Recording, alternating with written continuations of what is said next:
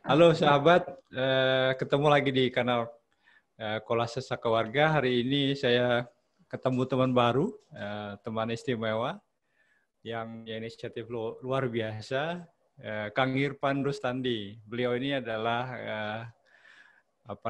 aktivis penggerak teman-teman kita yang ke kelompok disabilitas ya Kang. Betul. Kalau bercerita tentang latar belakang YDMI memang unik, Kang. Dulu dibentuk eh, dari sekumpulan teman-teman yang aktif di media sosial, ya dulu di Facebook. Gitu. Seiring dengan perjalanannya, sering eh, curhat, sering berbagi keluh kesah dan lain sebagainya dengan kondisi kedisabilitasan yang ada, dengan tantangan-tantangan kehidupan yang dihadapi seperti itu. Sehingga kita berinisiatif, kenapa enggak kita bikin satu lembaga yang memang bisa menaungi teman-teman semua, supaya wadah tersebut, lembaga tersebut bisa menjadi wadah kreativitas bagi teman-teman disabilitas. Kita tidak membatasi wilayah, jadi semua teman-teman khususnya yang berpaspor NKRI gitu ya, kita coba fasilitasi gitu. Seperti itu, Kang. Oke, nah kalau boleh cerita juga Kang, sebetulnya tantangan yang masih dirasakan oleh teman-teman kita ya yang difabel itu dalam konteks relasi sosial ya Kang. Meskipun saya tahu sekarang kan sudah mulai menggema ya social inclusion itu atau inklusi sosial di mana kita kemudian lebih mencoba lebih aware, lebih menyadari bahwa kami yang normal ini tidak hidup sendiri, tapi ada juga saudara-saudara kita yang sebetulnya katakanlah masuk dalam kelompok rentan. Tapi seberapa itu sudah berpengaruh, Kang, di dalam relasi sehari-hari? Baik. Betul ya, semenjak 2016 telah disahkan Undang-Undang Nomor 8 seperti itu, yang di dalamnya berisi tentang pemenuhan hak bagi disabilitas. Okay. Tapi sambutan Presiden tanggal 3 Desember 2020 kemarin, itu beliau menyatakan bahwa beliau sudah mengesahkan 6 PP dan 2 Perpres seperti itu. Tetapi pelaksanaan implementasi, kalimat beliau itu, implementasinya itu harus ada niat baik, bukan hanya dari tingkat nasional saja, tetapi seluruh ada pemerintah provinsi, daerah, pihak akademisi atau stakeholder yang lain juga harus punya keinginan untuk bisa sama-sama seperti itu. Tapi saya tadi menggarisbawahi, sebetulnya istilah tadi akan menyebutkan ada yang normal itu seperti apa. Sebetulnya kita semuanya normal, kan? Tidak ada yang tidak normal, ya, gitu. Siap. Kita semua sama gitu. Cuma tadi yang berbeda itu kemampuan saja, gitu. Kalau saya mungkin berjalan harus pakai tongkat karena kaki saya kena polio seperti itu. Semuanya sama. Tinggal tadi bahwa kemauan ataupun komitmen dari semua, termasuk pemerintah, termasuk juga masyarakat, juga harus bisa melihat bahwa suatu kedisabilitasan itu bukan suatu aib sebetulnya. Bukan suatu apa ya, di daerah itu masih aja culture-nya yang memang konvensional menganggap bahwa ketika punya anggota keluarga seorang disabilitas selalu dikait-kaitannya dengan hal yang sifatnya klinik atau magis gitu. Mungkin ini kutukan kah, atau ada dosa dari siapa gitu. Padahal itu tidak gitu kan, mungkin juga karena kurangnya pasokan vitamin waktu ibunya mengandung, ataupun kena musibah dan lain sebagainya, itu bisa terjadi. Tantangannya itu memang ke depan itu kita bagaimana menciptakan iklim yang membuat ramah disabilitas sehingga disabilitas itu bisa tumbuh dan mandiri ke depannya seperti itu. Artinya memang akses ke kelompok disabel ini memang harusnya dibuka ya, diperhatikan, lalu kemudian memang ada semacam affirmative action gitu ya, terutama di layanan dasar ya. Setuju. Ya, dan saya kalau mendengar ceritanya Kang Irfan tadi kan soal implementasi memang di hampir semua tempat kebijakan kita sudah cukup baik, implementasinya PR. Jadi undang-undangnya ada, ya. Perdanya ada, tapi semua itu hanya di bingkai kan, di dinding. Iya. Jadi apresiasi yang setinggi-tingginya nih ke teman-temannya Kang Irfan dan ke teman-temannya yang tidak pernah lelah ya untuk memperjuangkan hak ya teman-teman itu. Nah, kalau di sektor-sektor layanan dasar nih Kang, seberapa jauh sekarang sebetulnya pemerintah daerah sudah mulai katakanlah aware gitu ya, atau mulai memperhatikan ya kelompok-kelompok disabilitas misalnya di layanan puskesmas, di layanan pendidikan? Kalau kita melihat khususnya di daerah-daerah tertentu, misalkan pendidikan saja, ataupun sekarang pemerintah itu melalui Kementerian Pendidikan itu sudah mengeluarkan Permendikbud tentang pendidikan inklusif. Seperti itu. Di beberapa daerah memang sudah diperdakan dan sebagainya. Tapi tetap kembali lagi keinginan dari pelaksananya ini, eksekutifnya, Dinas Pendidikan dalam hal ini juga pengawasan dari pemerintah juga mungkin bukan sedikit kurang, tapi sangat kurang sekali ketika tiap tahun ajaran baru banyak sekali rekan-rekan kita, mungkin saudara-saudara kita yang berkebutuhan khusus itu tidak dapat mengenyam pendidikan yang bagus. Karena tadi kadang-kadang juga memang itu satu sisi. Di satu sisi lain juga memang paradigma orang tua ataupun lingkungan yang juga ngapain kamu sekolah tinggi-tinggi, lawang nantinya juga nggak akan bisa kerja, gitu kan. Nggak akan bisa menghasilkan sesuatu yang memang berguna seperti itu. Nah itu pola pikir seperti itu yang juga harus dirubah dari sisi lingkungan, mungkinnya lingkungan orang tua seperti itu. Juga paradigma-paradigma yang masih konvensional yang harus kita kikis bahwa memang sebetulnya juga teman-teman atau saudara kita yang disabilitas itu pada satu sisi mereka punya kemampuan yang bisa dibilang juga bisa melebihi orang-orang yang non-disabilitas. Katakanlah teman-teman yang tuli kalau kerja itu mereka produktivitasnya sangat tinggi, Kang. Karena dia nggak akan ngobrol sama satu sama lain, kerja aja terus.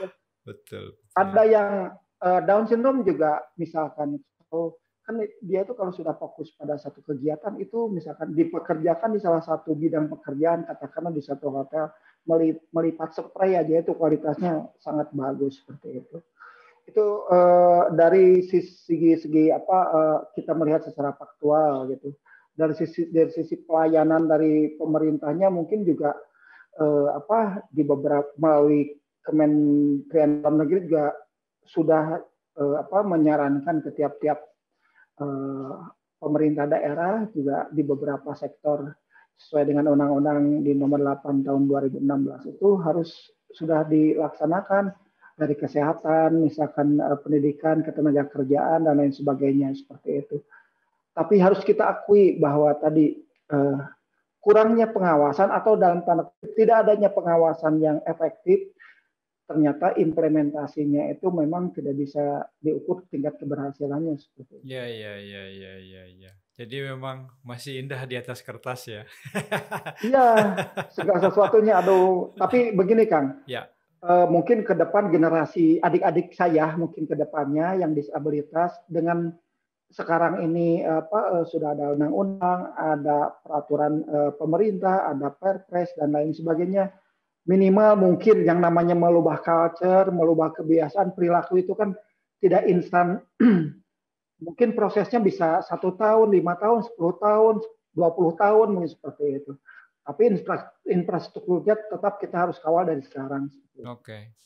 Nah kalau di organisasi sendiri nih Kang, kalau ada kata-kata mandiri, kemudian saya menduga memang upaya yang dilakukan oleh Kang Irfan dan teman-teman di organisasi ini kan mengupayakan agar anggotanya bisa mandiri ya, artinya secara sosial.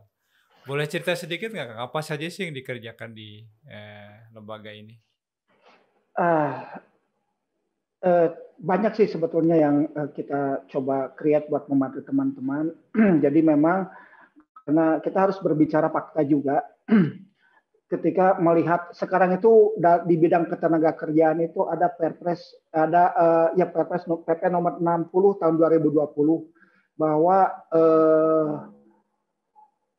harus dibentuk unit layanan disabilitas di bidang ketenagakerjaan, di mana nantinya teman-teman disabilitas itu difasilitasi untuk mendapatkan pekerjaan di industri seperti itu melalui Dinas Tenaga Kerja. Itu sudah wajib hukumnya. Di beberapa daerah sudah dilaksanakan.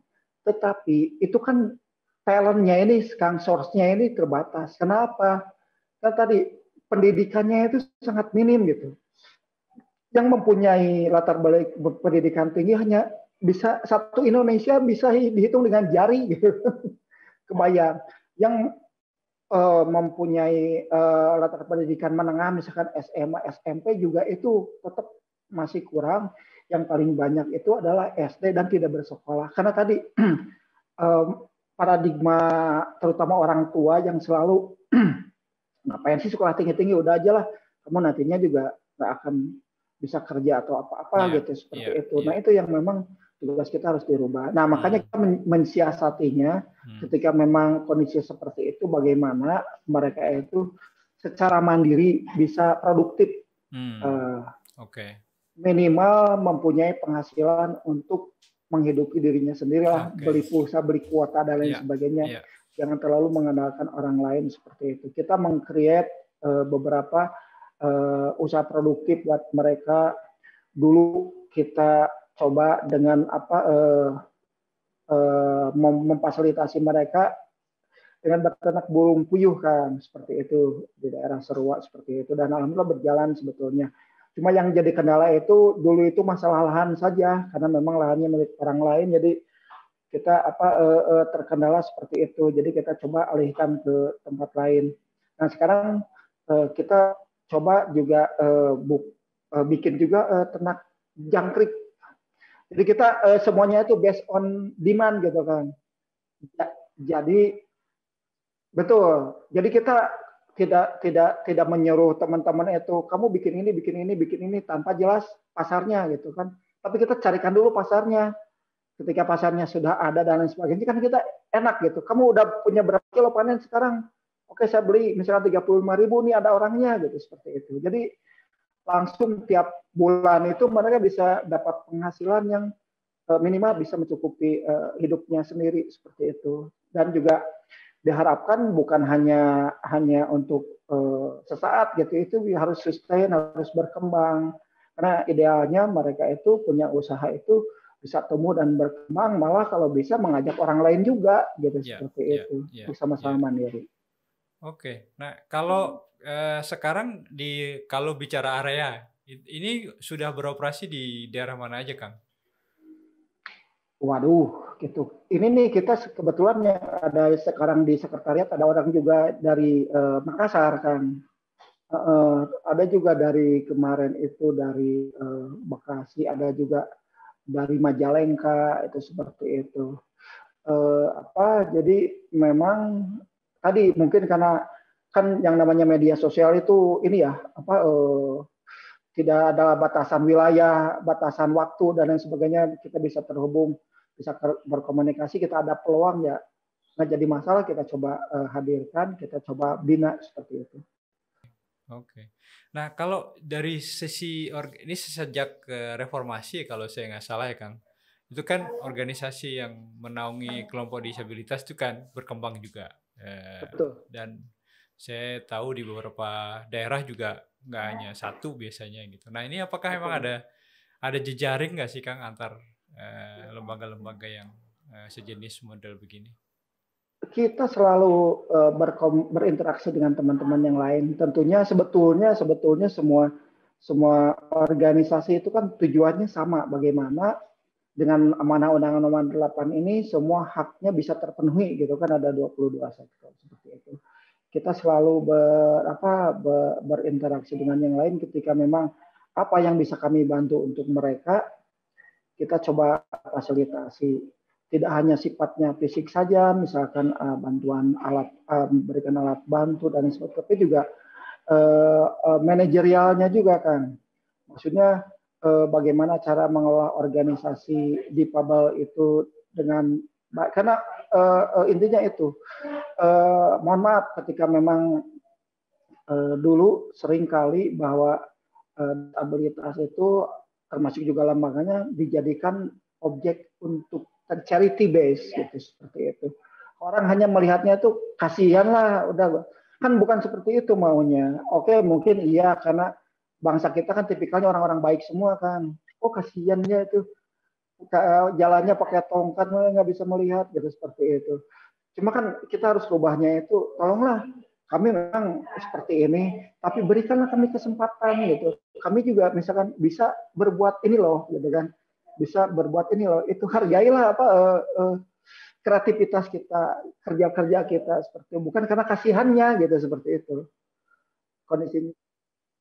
Di sisi yang lain juga masih menjadi pekerjaan rumah ya, mendidik Betul, masyarakat betul. luas bahwa ya kita kan sesama manusia nih gitu ya, harus dihargai sebagai mana sesama manusia kan, bahwa ada perbedaan tadi kata Kang Irfan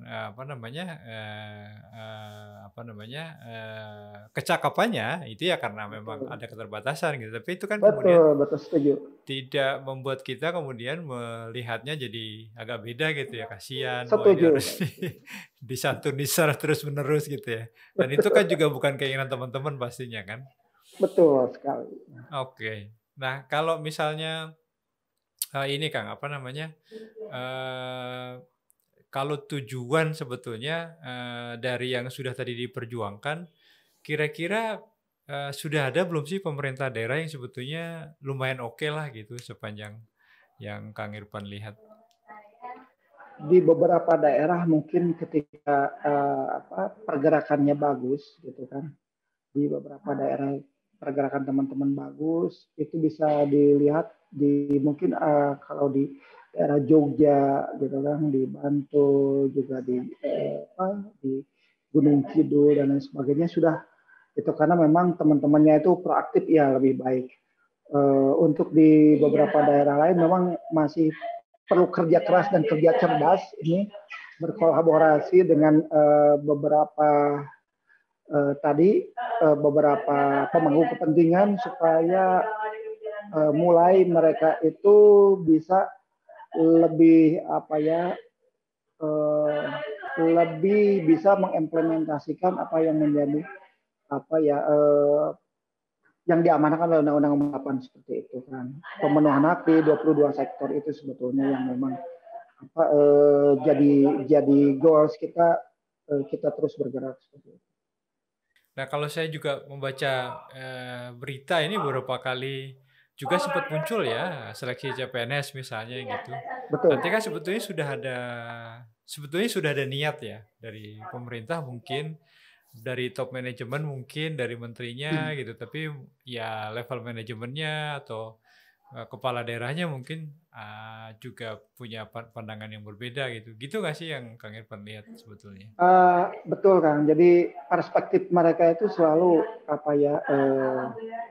sisi birokratifnya yang dikedepankan gitu. Ketika undang-undangnya mengamanahkan misalkan untuk penerimaan PNS itu 2% pemerintah, untuk karyawan swasta itu 1%. Ketika kalau tidak salah saya melihat di 2018 ini sebelum COVID ini terjadi, ada penerimaan PNS itu sekitar 800 ribuan gitu kan, seperti itu. Seharusnya kalau kita merujuk kepada amanah di Undang-Undang Nomor 8 Pasal 11 tentang ketenagakerjaan itu, harusnya 2% pemerintah itu bisa menyediakan lowongan kerja bagi penyandang disabilitas. Artinya 400 orang lah kurang lebih. Ternyata implementasinya faktanya cuma 150 orang kan, seperti itu. Jadi memang harusnya kan pemerintah memberikan keteladanan dulu. Pemerintah memberikan keteladanan dulu sehingga pastinya akan ditiru juga oleh pihak-pihak swasta gitu. Oke. Artinya memang cara pandang ini yang masih jadi persoalan mendasar ya. Saya kemudian membayangkannya memang tidak mudah mengedukasi gitu ke orang banyak bahwa kelompok disabilitas ini juga bisa produktif loh. Mereka juga bisa dikasih tanggung jawab, mereka juga bisa bekerja berdasarkan target-target tertentu gitu ya Kang ya? Setuju Kang. Ini pengalaman saja Kang. Saya 2019 kemarin itu salah satu challenge juga kan. Terus ada ketika saya kampanye gitu kan, ada masyarakat kan gitu, ngapain orang disabilitas gitu nyalon gitu kan, memang dia bisa apa gitu. Itu masih terdengar Kang hari gini gitu kan, seperti itu masih paradigmanya itu bahwa kedisabilitasan itu sama dengan ketidakmampuan. Makanya mohon maaf, saya salah seorang yang menentang istilah kedisabilitasan, karena disable itu memang ketidakmampuan, harusnya memang kita lebih ini apa different ability gitu kan. Nah, different ability jadi kemampuan yang berbeda gitu. Saya tidak bisa berjalan kalau saya tidak menggunakan tongkat gitu kan, alat bantu. Tapi kalau saya pakai alat bantu saya bisa jalan gitu, seperti itu pola pikirnya. Sama juga ketika misalkan teman-teman itu yang lain bekerja, misalkan ya mereka itu sebetulnya bisa bekerja pakai komputer tapi di lantai 2 gitu. Tolong pindahkan kantornya ke bawah, itu kan sama saja seperti itu. Pola pikirnya. Kalaupun gitu ketika kita bertemu dengan masyarakat yang masih pola pikir seperti itu, aduh kita tertantang lagi untuk bisa tadi minimal memberikan keteladanan, mencontohkan saya juga bisa loh Bu, gitu kan, seperti itu. Ya, jadi selama ini juga terminologi itu banyak yang kurang tepat ya, kalau iya ya di different ability dalam konteks tertentu ya. Ya, tapi kalau bahasa di kebijakan kita itu apa? Pakai disabilitas atau difabel? Itu kalau ini jadi kita merujuk kepada muaranya induknya sih ya, UNCRPD, United Nations Convention for the Right of People with Disability. Nah, people with disability-nya itu kan penyandang disabilitas. Jadi diadoplah ke Undang-Undang Nomor 8 jadi penyandang disabilitas seperti itu. Padahal memang saya sering ketemu dengan akademisi, misalkannya peneliti dan sebagainya. Pak Ipan, saya tidak setuju dengan disabilitas terminologinya, karena kalau disabilitas itu tidak mampu katanya. Tapi Pak Irfan mampu. Kan memang seperti itu kondisinya. Jadi memang ini masih tarik ulur sih. Kalau saya pribadi memang lebih prefer menggunakan different ability kan. Saya ngikut Kang Irfan. Setuju saya. Jadi kita dalam pembicaraan ini selanjutnya menggunakan kata difabel saja ya. Oke. Nah, kalau misalnya ini Kang, kalau melihat ini kan jadi memang tantangannya lumayan kompleks ya. Di satu sisi di kalangan masyarakat juga perspektifnya harus mulai diubah, di pengambil kebijakan juga tantangan untuk mengimplementasikan kebijakan yang mengakomodir kelompok difabel itu juga harus terus didorong gitu ya. Nah, kalau dari sisi sekolah formal, saya meyakini bahwa sebetulnya perubahan konstruksi nilai, cara pandang itu kan harusnya dimulai dari sekolah ya, sekolah formal. Ya. Nah, menurut catatan Kang Irfan, apakah sudah mulai ada katakanlah mengenalkan nilai-nilai inklusi sosial gitu di pendidikan formal? Di pendidikan sebetulnya dengan undang-undang atau Permendikbud tentang sekolah pendidikan inklusif seperti itu harus dilaksanakan seperti itu. Cuma memang tadi terkendala implementasi lagi.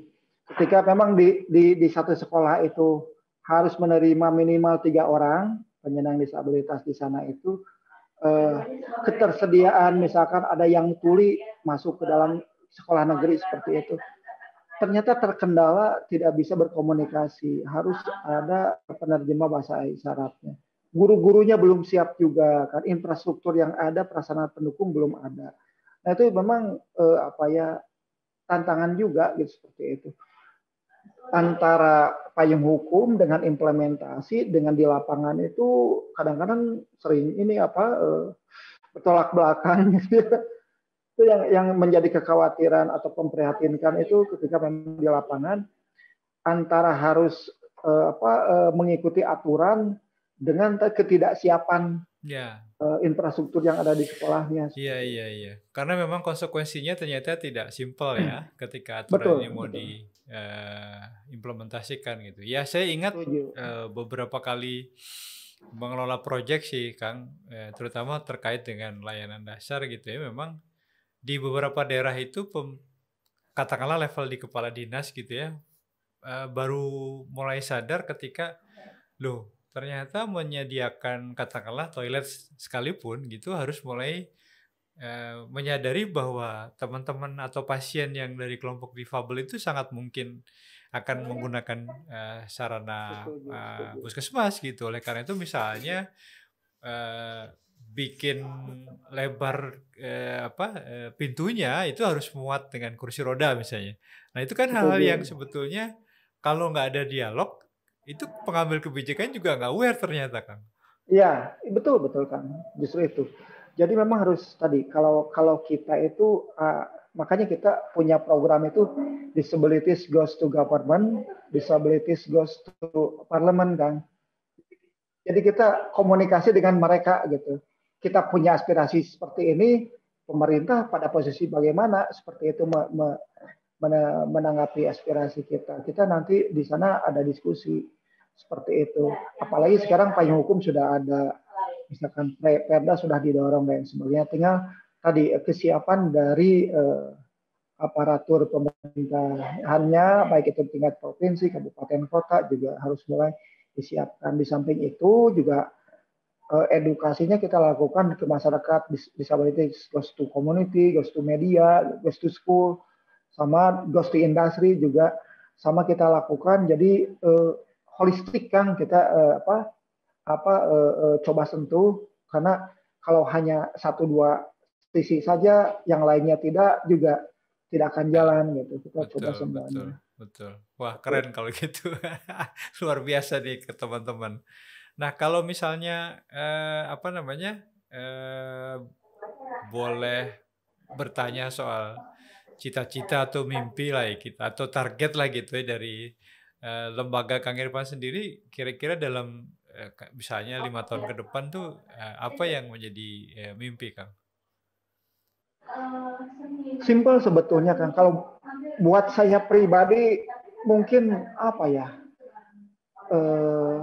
Juga mungkin terkait dengan lembaga, apa yang kita coba perjuangkan itu sebetulnya bukan untuk kami gitu, tetapi untuk generasi yang akan datang supaya teman-teman yang adik-adik kita di masa yang akan datang itu tidak merasa atau tidak merasakan apa yang pahitnya pengalaman apa yang kami sendiri alami sendiri ketika ngelamar kerja, dipanggil belum juga masuk ke ruang interview, pas lihat paket tongkat, mohon maaf Pak, saya tidak menerima orang cacat, kata seperti itu. Sakitnya itu sampai sekarang masih terasa kan seperti itu. Jadi mudah-mudahan ke depannya hal-hal seperti itu tidak lagi dialami oleh adik-adik kita gitu. Ketika ada ibu-ibu hamil, lihat orang itu amit-amit gitu kan. Padahal kan tidak seperti itu gitu. Aduh, kadang-kadang itu hal-hal yang memang kelihatannya kayak seperti lucu gitu kan. Tapi aduh gitu kan kalau misalkan menimpa orang-orang lain mungkin selain kalau saya sih mungkin udah kebal bisa tersinggung atau seperti apa. Nah mudah-mudahan ini cita-cita kami itu adik-adik kita ke depannya itu bisa lebih baik lagi menjalani kehidupan, bisa lagi melanjutkan sekolah mendapatkan pendidikan lebih baik, bisa tadi berkeluarga juga dengan baik dan lain sebagainya. Itu mungkin cita-citanya. Nah, selama COVID nih ada perubahan pasti berpengaruh lah Kang ya, pasti selama COVID ini berpengaruh. Lalu gimana strategi teman-teman? Sangat kita tetap produktif, kan harus tetap produktif, harus bisa menjadi tadi memberikan juga semangat bagi teman-teman karena saya prihatin, saya juga merasa bela sungkawa kepada teman-teman yang memang saya juga sebetulnya tidak baik menceritakan, tapi ada sebagian teman-teman yang terkena dampaknya sudah mah disabilitas tangannya berat, ditambah lagi kondisi seperti ini, malah ada yang mohon maaf Kang, ada yang berusaha bunuh diri, ada yang berusaha hal-hal yang sifatnya negatif karena keputusasaan itu. Juga ada teman-teman yang kemarin saya lihat malah minta-minta di jalan, padahal dulu pernah kita bantu dan lain sebagainya, makanya kita coba ini lagi seperti itu. Mungkin berat buat saya pribadi, tapi juga justru itu menjadi tantangan buat masyarakat sekitar juga ketika seperti itu. Ayolah saling membantu satu sama lain, karena sebaik-baiknya manusia itu harus bisa memberikan manfaat kepada orang lain. Mungkin itu saja garis besarnya seperti itu. Oke. Nah, kalau kerjasama sama pemerintah sudah pernah belum Kang ada bantuan konkret gitu dari pemerintah daerah atau pemerintah pusat ke YDMI? Itu dia kan, kalau sekarang itu harus usulan dari RT RW kan. Oh, mekanismenya sekarang gitu itu ya. DTKS itu data terpadu kesejahteraan sosial itu harus muncul dari lingkungan setempat. Ketika memang terdata di sana diajukan baru dapat bantuan. Tapi kalau RT RW-nya itu memprioritaskan keluarganya, sudah gitu kan, seperti itu. Susah juga gitu. Ini banyak keluhan yang masuk seperti itu. Sangat memprihatinkan sekali kondisinya, bahwa teman-teman memang mayoritas dengan kondisi sekarang itu sangat terdampak sekali. Masyarakat kita alhamdulillah ada banyak donasi dan lain sebagainya, tapi kita tidak mengecilkan, malah kita bersyukur gitu. Cuma kan daya tahannya misalkan ngasih sembako 5 kilo ataupun itu mungkin cuma cukup seminggu. Itu juga untuk beberapa orang, 20 orang, 30 orang. Tidak bisa berlanjut dan lain sebagainya seperti itu. Dilematisnya begini Kang. Sebetulnya oke lah, kita juga tidak terlalu mengharapkan berpangku tangan kepada orang lain gitu, seperti itu. Kita diharapkan untuk bisa survive mandiri dengan kondisi seperti ini, tetapi justru malah sampai sekarang pun kita belum jelas sampai kapan ini akan berakhir gitu kan. Karena beberapa teman-teman yang tadinya teman-teman netra itu kemarin ada yang punya anak buah 5-6 orang itu sebagai terapis, tutup usahanya karena tidak boleh tadi bersentuhan dengan orang lain. Juga ada teman-teman yang dulu punya kerajinan handicraft itu ada yang ngambilin dan dijual sama orang lain. Sekarang itu omsetnya drastis turun dan lain sebagainya. Itu yang menciptakan tadi tekanan-tekanan psikologis buat teman-teman yang lain. Belum lagi kontrakannya tidak bisa bayar kan. Iya. Gitu. Tapi mudah-mudahan lah gitu kan. Iya. Amin. Yang di atas itu Maha tahu kan. Amin. Allah. Tapi memang mestinya ya pemerintah ya yang harusnya betul. Merespon ini ya gitu. Tapi kalau bicara DTKS saya kebayang sih Kang. Betul, itu dia birokrasi yang membentuk. Iya. Malah kan kejadiannya kemarin juga sosnya juga tahu sendiri gitu kan, kementerian. Iya. Tapi kalau pemerintah daerah belum ada ya Kang yang lumayan hampir konkret. Hampir sama ya? Juga itu mereka berpegangan kepada data terpadu kemiskinan sosial seperti itu. Jadi memang harus ada approval dari RT RW diverifikasi oleh desa atau kelurahan setempat untuk memperoleh bantuan yang memang diprogramkan oleh pemerintah. Oke. Iya, luar biasa nih kalau dengar ceritanya Kang Irfan ya dan teman-teman di YDMI dengan situasi normal saja, tantangannya cukup lumayan ya, apalagi dengan COVID, pasti 2 kali lipat, apalagi tadi Kang Irfan sudah menceritakan. Tapi teman-teman tetap semangat, luar biasa. Nah, ini terakhir nih Kang, kalau boleh, Kang Irfan berbagi gitu ya kepada sahabat-sahabat kita yang menonton kanal ini, apa yang Kang Irfan mau sampaikan? Intinya bahwa dengan tantangan hidup kedepannya itu yang memang semakin berat, gitu. Kami saja mau